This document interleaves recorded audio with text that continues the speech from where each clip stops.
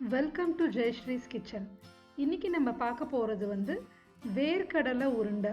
நம்ம வெல்லம் வேர்க்கடலை வச்சு செய்கிற வேர்க்கடலை உருண்டை. யூஸ்வலாக கார்த்திகை பொரி உருண்டை பண்ணும்போது இந்த வேர்க்கடலை உருண்டையும் வந்து நம்ம செய்வோம். இதை நம்ம எப்படி பண்ணுறதுங்கிறத பார்க்கலாம். 1/2 கப்பு வெல்லம், அதில் வந்து 1/4 கப்பு தண்ணி விட்டு அதை வந்து நல்லா வெல்லம் கரையிற வரையும் நம்ம கொதிக்க விட போகிறோம் ஒரு சாஸ்பேனில் விட்டுண்டு. ஸோ அந்த வெல்லம் நல்லா மெல்ட் ஆனதுக்கப்புறம் அதை வந்து நம்ம வடிகட்டிடுறோம். ஏன்னா யூஸ்வலாக வெள்ளத்தில் வந்து கல் மண்ணெல்லாம் இருக்கும், வடிகட்டிடுறோம். நம்ம அதை நல்லா வடிகட்டினதுக்கு அப்புறமா அந்த வெள்ளத்தை வந்து நம்ம நல்லா கொதிக்க விடணும். அது வந்து முதல்ல தண்ணியாக இருக்கும் அந்த சிரப், அந்த ஃபஸ்ட்டு நம்ம மெல்ட் பண்ண அந்த ஜேகரி சிரப். அதுலேயே நம்ம ஒரு துண்டு ஒரு பிஞ்ச் ஏலக்காய் போட்டுக்கலாம், இல்லைன்னா சுக்கு பொடி வேணாலும் போட்டுக்கலாம். ஸோ இது வந்து நல்லா நம்மளுக்கு கொதிக்கணும். அது வந்து நல்லா பாகு வரணும் நம்மளுக்கு, அப்போ தான் நம்மளால் வேர்க்கடலை உருண்டை பிடிக்க முடியும். ஸோ இது வந்து நம்மளுக்கு வந்து ஹார்டாக அந்த பால் கன்சிஸ்டன்சி வர்றது வந்து ஹார்ட் பால் கன்சிஸ்டன்சின்னு சொல்லுவோம்.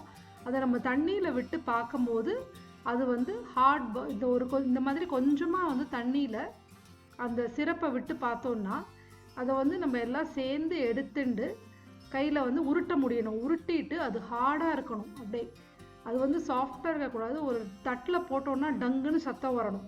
அதுதான் வந்து அதுக்கு ஹார்ட் பால் கன்சிஸ்டன்சின்னு பேர். அப்போ அதை ஆஃப் பண்ணிவிட்டு 1/2 கப்பு இங்கே ரோஸ்டட் பீனட் வச்சுருக்கேன். அதில் உப்பு சேர்க்காத வேர்க்கடலை அதில் வந்து நம்ம வந்து இதை சேர்த்துக்கிறோம். இதை வந்து நல்லா நம்ம ஈவனாக மிக்ஸ் பண்ணிக்கணும் ஒரு ஸ்பூனால். ரொம்ப சுடும், ஸோ இப்போ கையை வச்சு தொட வேண்டாம், நம்ம ஸ்பூனால் மிக்ஸ் பண்ணி விட்டுக்கலாம். இந்த வேர்க்கடலையே நம்ம ரோஸ்ட் பண்ணியும் பண்ணலாம், இல்லை ரோஸ்டட் வேர்க்கடலையே கடையில் வாங்கினாலும் வாங்கிக்கலாம். இந்த ஸ்கின்னோடு இருக்கிற பீனட்டாக இருந்ததுன்னா நம்ம வந்து அதை வறுத்துட்டு ஸ்கின்னை எடுத்துகிட்டு கூட பண்ணலாம் அதை. ஸோ நெய்யை வந்து கையில் தடவிண்டு அது கொஞ்சம் வார்மாக ஆன உடனே நம்ம வந்து கொஞ்சம் கொஞ்சமாக எடுத்து அதை உருண்டை பிடிச்சிடலாம். அது ரொம்ப ஈஸியாக உருண்டை பிடிக்க வந்துடும். இது இப்படியே உருண்டை பிடிச்சி நம்ம வச்சுட்டே இருக்கலாம். சில வாட்டி என்ன ஆகும்னா லாஸ்ட்டாக இது ரொம்ப ஆறி போகும்போது, நிறைய பெரிய பேட்ச் பண்ணுறோம் அப்படிங்கிறச்ச வந்து இது ஆறி போகும்போது லாஸ்ட்டாக வந்து சில வாட்டி எடுக்க வராது. அப்போ லேசாக இந்த பாத்திரத்தை அடுப்பில் காமிச்சோன்னா அப்படியே இலக்கி கொடுத்துடும். உடனே நம்மளால் அதை உருண்டை பிடிக்க முடியும். ஸோ பொரி உருண்டைக்கும் இதே மாதிரி லாஸ்ட்டாக இப்படி இருக்கும் போது நம்ம பண்ணிடலாம்.